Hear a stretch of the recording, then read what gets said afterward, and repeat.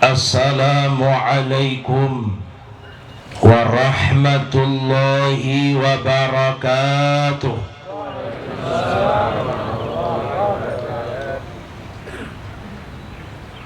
Allahu Akbar, Allahu Akbar, Allahu Akbar, Allahu Akbar, Allahu Akbar, Allahu Akbar, Allahu Akbar, Allahu Akbar, Allahu Akbar, Allahu Akbar kabira, walhamdulillahi katsira, wa subhanallahi bukratan wa asila. La ilaha illallah wa la na'budu illa iyyah mukhlisina lahuddin walau karihal kafirun walau karihal musyrikun walau karihal munafiqun.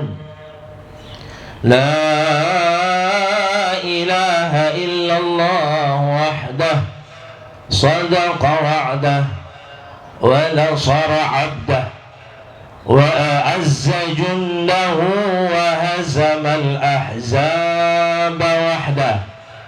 La ilaha illallah wallahu akbar, Allahu akbar walillahil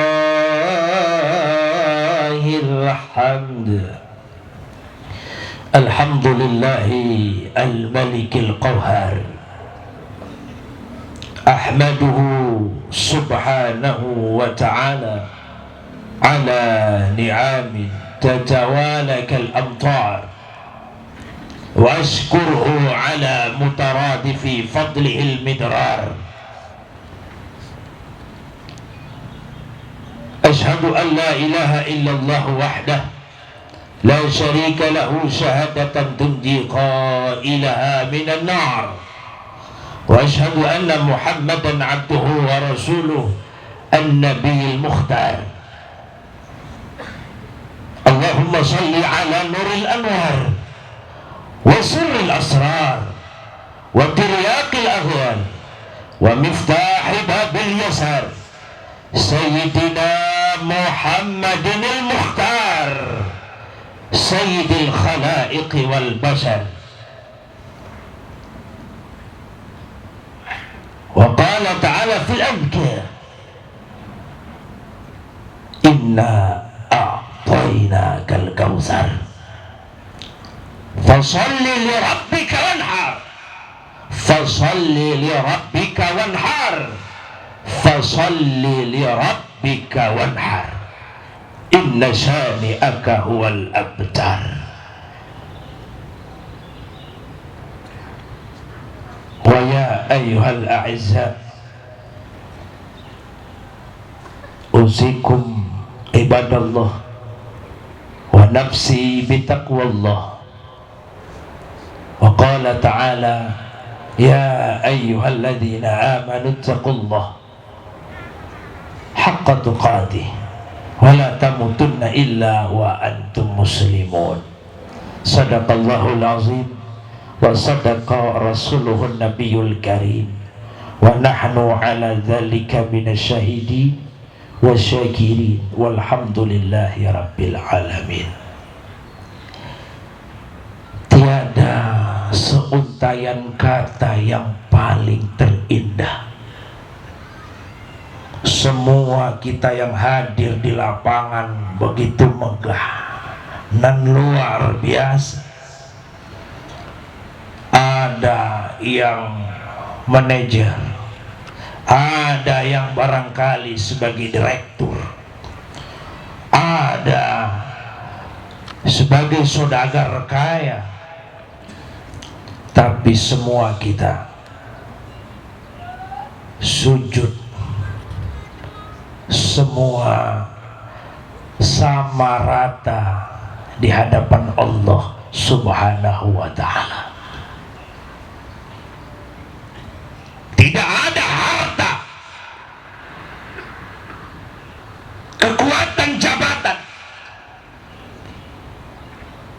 yang bisa kita pakai untuk kita tunjukkan kepada Allah Subhanahu wa ta'ala. Hari ini di bawah terik matahari, seluruh malaikat-malaikat Allah telah menyaksikan seluruh hambanya, umat Rasulullah sallallahu alaihi wasallam, semua bertakbir, semua bertahmid, mengumandangkan Allahu Akbar, Allahu Akbar, Allahu Akbar. Tidak orang kaya yang besar, bukan manajer yang besar, bukan yang banyak hartanya yang besar, tapi yang patut kita besarkan dan kita agungkan adalah Allah Subhanahu wa ta'ala.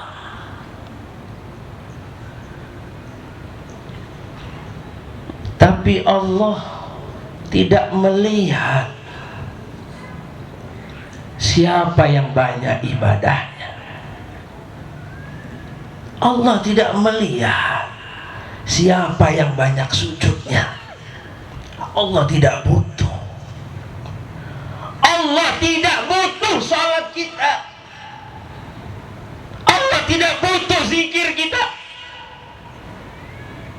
Yang butuh adalah kita. Mau kita tidak sholat, mau kita tidak berzikir, Allah nggak butuh. Pertanyaannya adalah, apakah kita siap digolongkan orang yang tidak tahu terima kasih? Berapa banyak saudara kita hari ini, ada yang baru mau berangkat, tiba-tiba stroke, nggak jadi berangkat. Pengen rasanya hadir, menikmati sholat Idul Adha dengan berjamaah. Alhamdulillah kita hari ini Allah berikan sehat walafiat. Maka bayarannya Allah tidak butuh bayaran, tapi Allah hanya butuh bukti. Kalau kita bersyukur itu apa? Mana buktinya? As-sadaqatu burhan, kata Rasulullah dalam hadisnya. Sedekah itu adalah bukti nyata keimanan seseorang kepada Allah.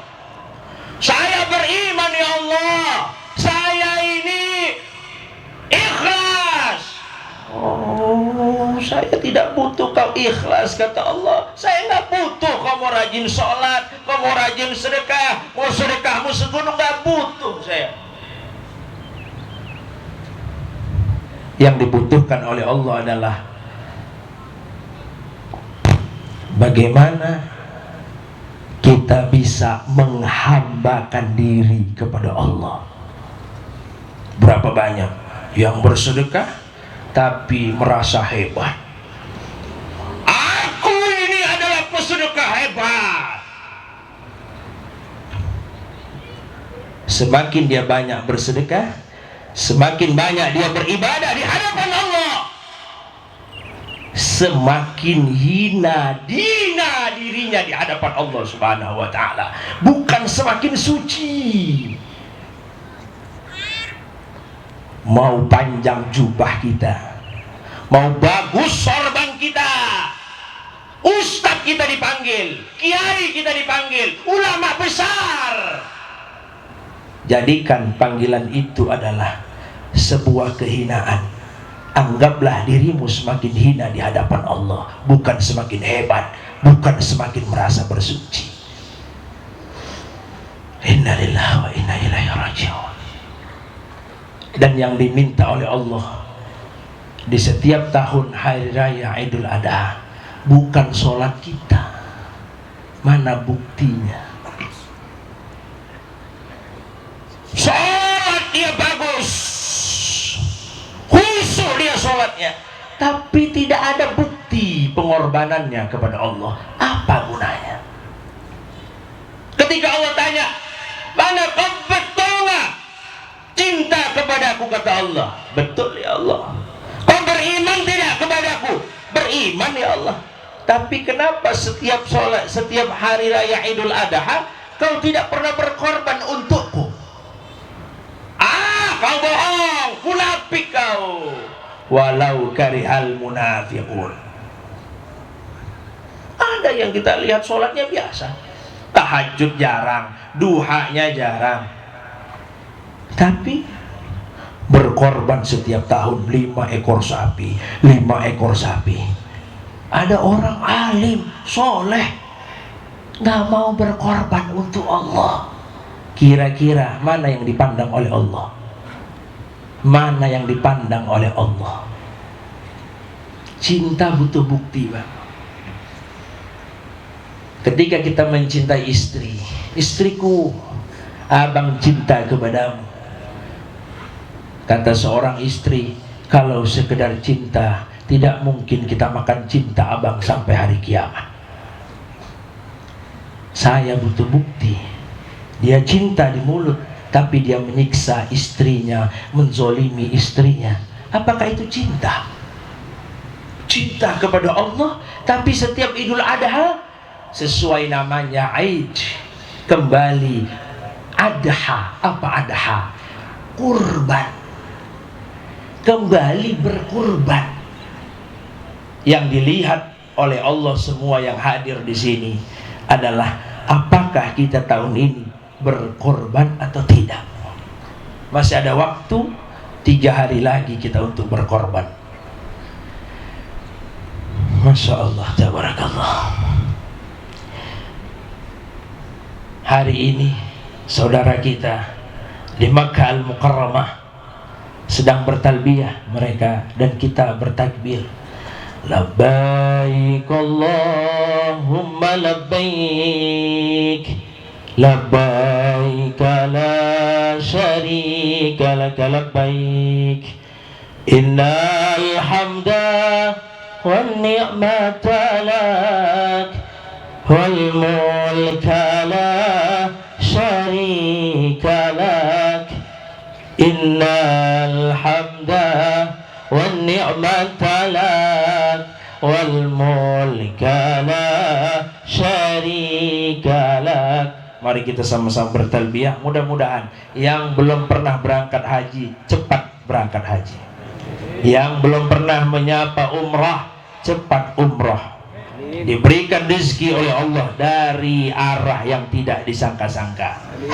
Mari kita sama-sama bertalbiyah dan sambil berdoa di dalam hati, seakan-akan kita hari ini sedang di Makkah Al-Mukarramah. Labbaik Allahumma labbaik, labbaik la syarika laka labbaik, innal hamda wan ni'mata lak, wal mulka la syarika lak, innal hamda wan ni'mata lak, wal mulka la syarika lak. Sekali lagi, labbaik Allahumma labbaik, labbaik la syarika laka labbaik, innal hamda wan ni'mata lak, wal mulka la syarika lak, innal hamda wan ni'mata lak, wal mulka la syarika. Lanjut sambil kita bertakbir sama-sama. Allahu Akbar, Allahu Akbar, Allahu Akbar, la ilaha illallah, Allahu Akbar, Allahu Akbar, walillahil hamd.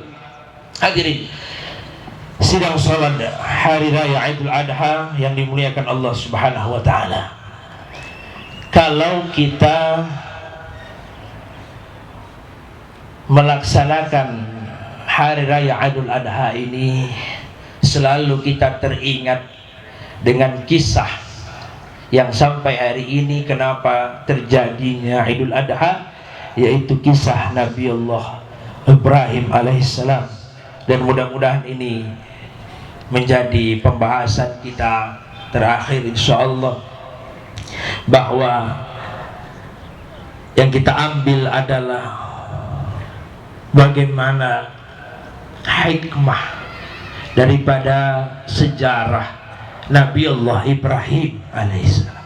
Yang pertama, Nabi Ibrahim alaihissalam, bapak dan ibu yang dimuliakan Allah, diuji bertubi-tubi. Termasuk yang paling banyak ujiannya dan yang paling berat. Pertama, Nabi Ibrahim ini diuji dengan Raja Namrud yang kita kenal.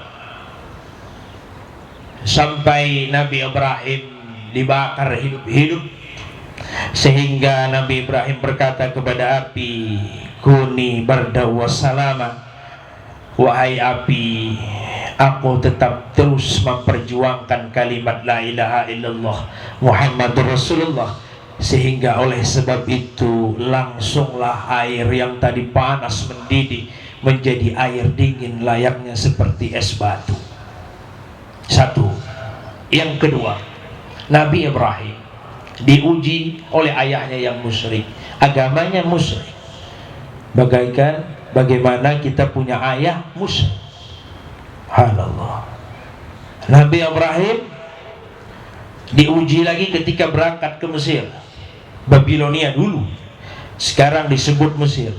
Berangkat ke Mesir, yang dibawa istri tercintanya Nabi Ibrahim yang bernama Sayyidah Sarah. Berangkat Nabi Ibrahim ke Mesir, ternyata di Mesir itu telah dipimpin seorang raja. Rajanya berkelainan, punya penyakit.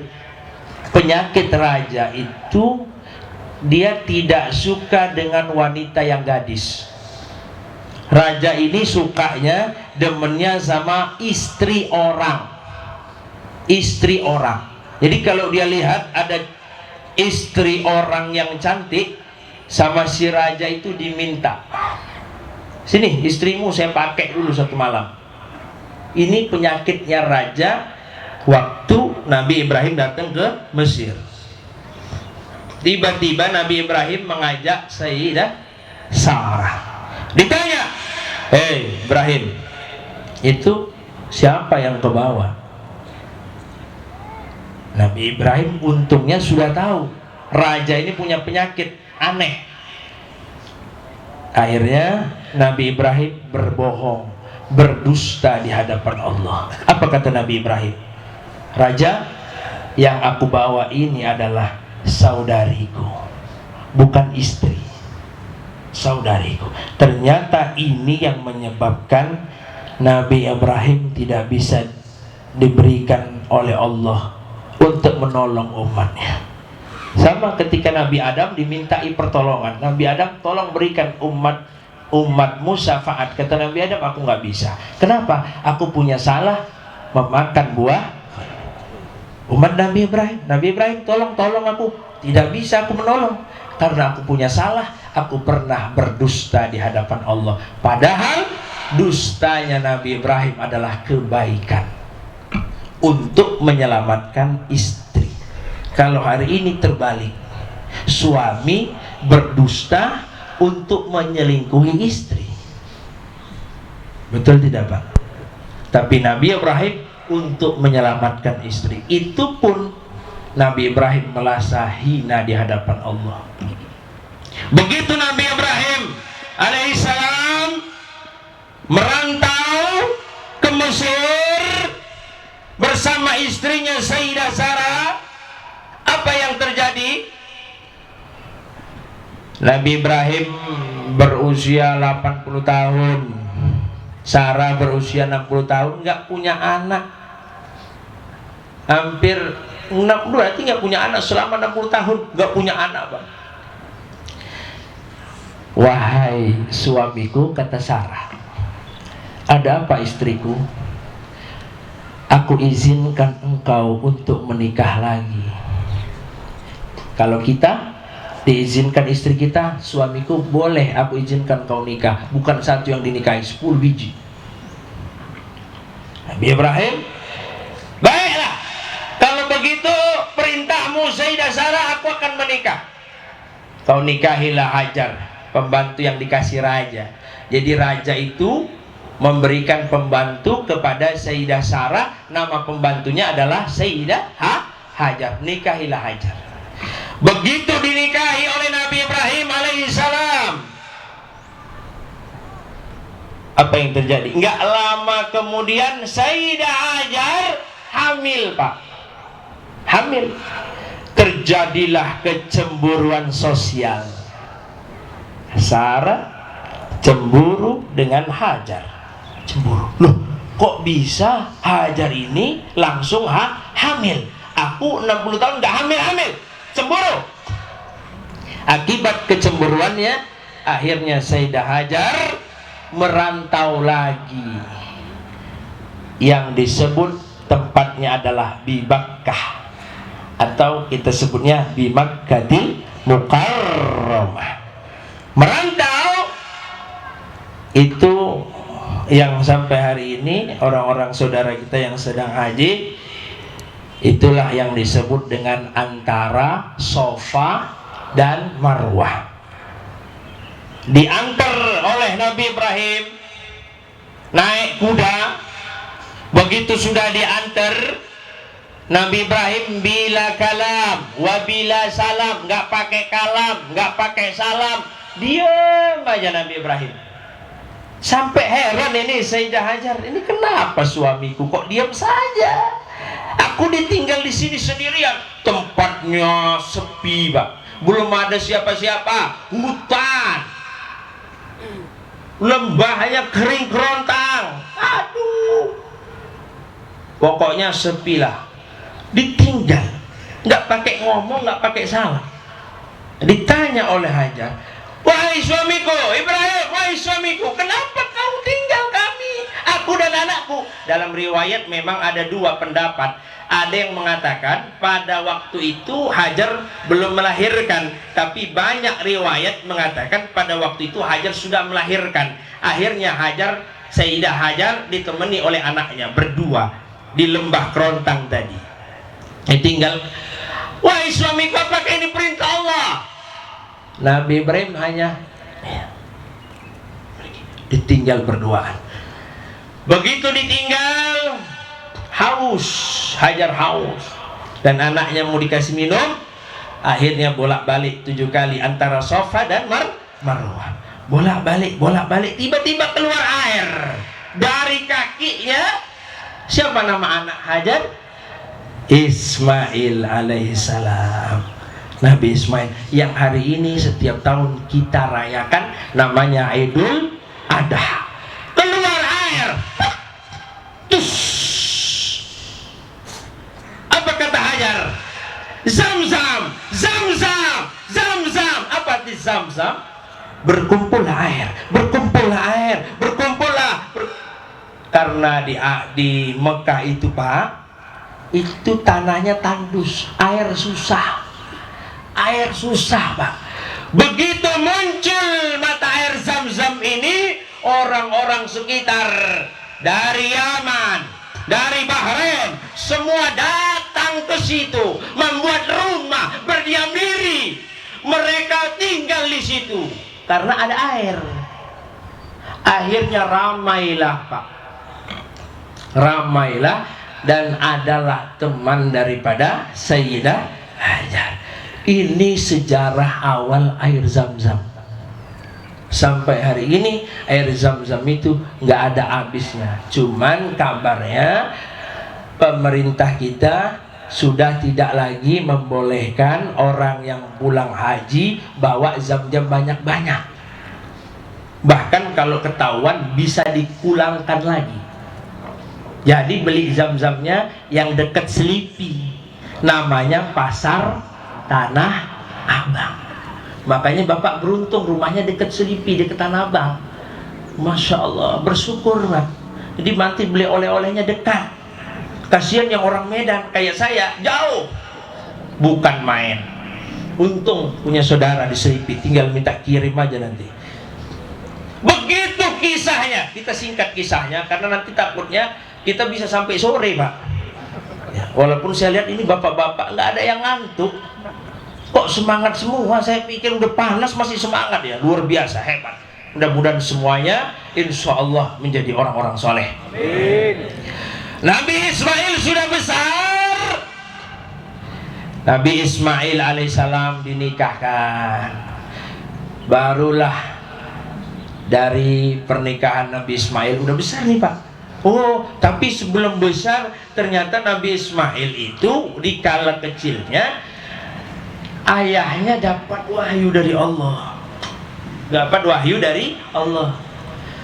Berkali-kali begitu mimpi pertama, kata Allah dalam mimpinya, sembelihlah anakmu itu Ibrahim. Kata Ibrahim, kalau cuma sekali mungkin ini dari setan. Mimpi lagi 2 kali, belum percaya. Begitu 3 kali mimpi, betul, berarti aku disuruh nyembelih anakku. Padahal selama 86 tahun baru punya anak Nabi Ibrahim. Begitu punya anak disuruh sembelih, itu Nabi Ismail. Kalau kita Pak masih kecil, coba bayangkan bapak dan ibu kalau hari ini kita disuruh berkorban, bukan kambing, bukan sapi, bukan onta, tapi kita disuruh berkorban anak kita. Ayo, berani nggak Pak? Bu, berani nggak? Bu, nggak berani. Nabi Ibrahim siap. Kalau memang ini perintah. Nabi Ibrahim datang ke anaknya, Ismail, ayah mimpi disuruh menyembelih engkau. Bagaimana menurut pendapatmu? Anak yang soleh, luar biasa. Rabbana hablana minas solehin. Soleh. Apa kata anaknya? Ayah, kalau memang itu wahyu dari Allah, perintah dari Allah, silahkan saja. Aku insya Allah ikhlas dan menerima. Diuji lagi Nabi Ibrahim. Begitu oke, mau dipotong, Nabi Ismail siap-siap dipotong. Apa yang terjadi?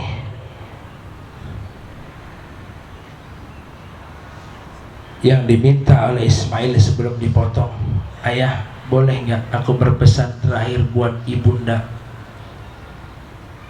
Masya Allah. Begitu sudah berpesan, dipotong. Bismillah. Karena dua-duanya ikhlas, akhirnya dengan kebaikan ini tadi, dengan ujian yang berat tadi, Nabi Ibrahim menerima. Berubah Nabi Ismail ini bukan kayak jual obat-obat itu Pak, bukan.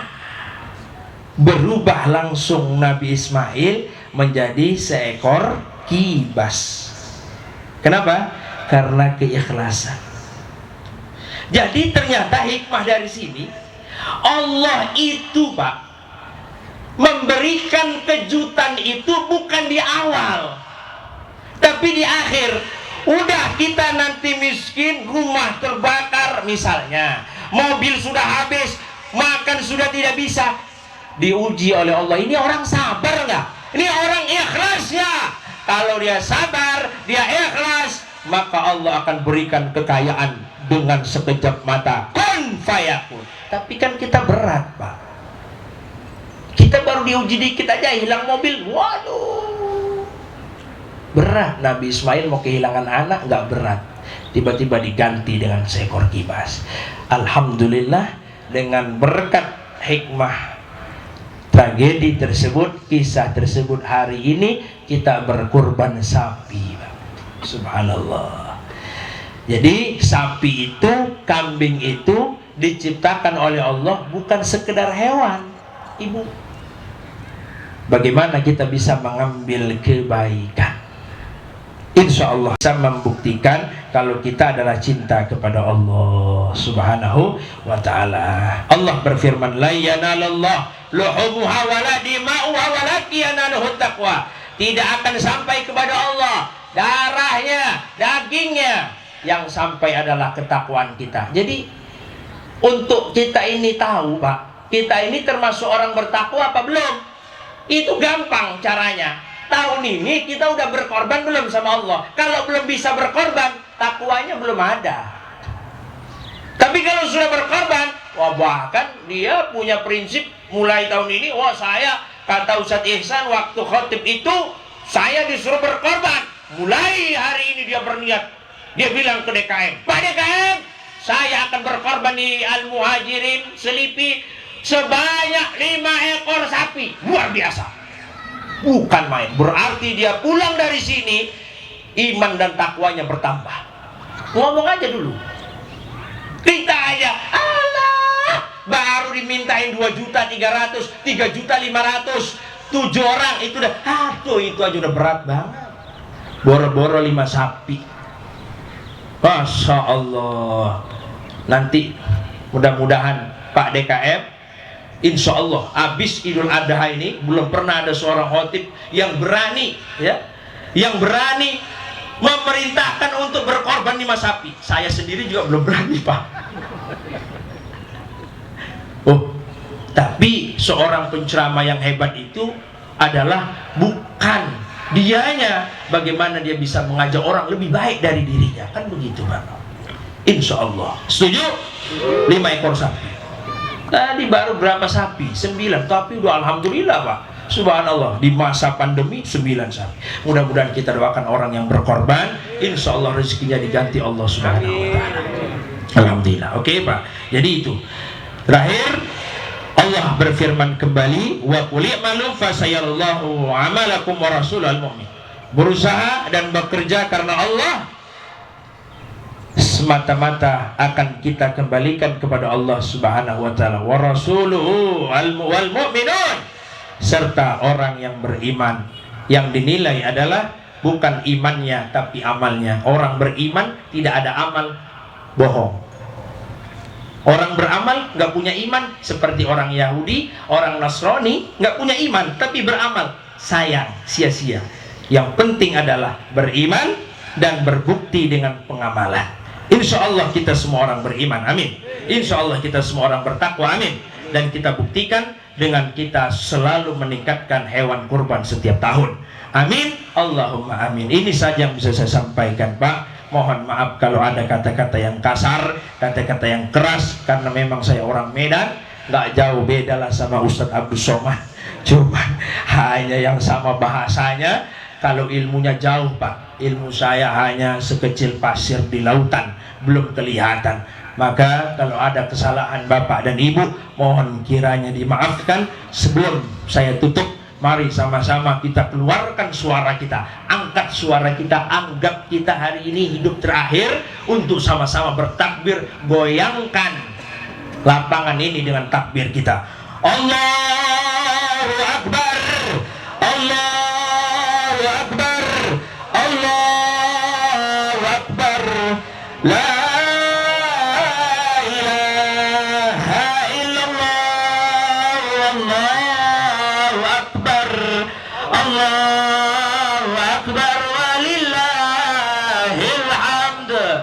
kali. Allahu Akbar, Allahu Akbar, Allahu Akbar, la ilaha illallah, Allahu Akbar, Allahu Akbar, walillahil hamd. Terakhir, Allahu Akbar, Allahu Akbar, Allah Akbar, la ilaha illallah, wallahu akbar, Allahu akbar, walillahil hamd. Mohon maaf lahir batin minal aidin wal faizin, kullu am wa antum bi khair insyaallah. Assalamualaikum warahmatullahi wabarakatuh.